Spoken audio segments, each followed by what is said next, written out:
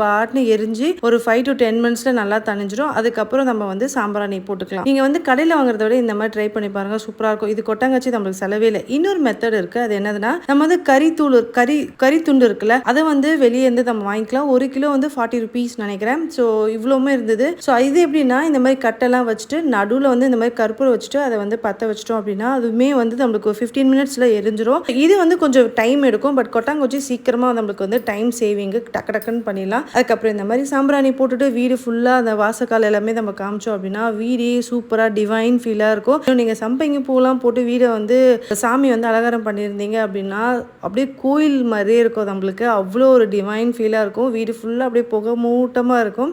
கரித்துண்டு use பண்ண போது கொஞ்சம் நெருப்பு வராமல் இருக்கும். அந்த டைமில் நம்ம விளக்குக்கு ஏற்றின பழைய எண்ணெயை ஊற்றினீங்கன்னா சூப்பராக பற்றி எரியும். ஸோ அவள் தான் இப்படி தான் நான் வந்து சாம்பிராணி போடுவேன். வீடியோ பிடிச்சா லைக் பண்ணிக்கோங்க. இந்த வீடியோ யூஸ்ஃபுல்லாக இருந்துச்சுன்னா மறக்காமல் சப்ஸ்கிரைப் பண்ணிக்கோங்க. பாய்.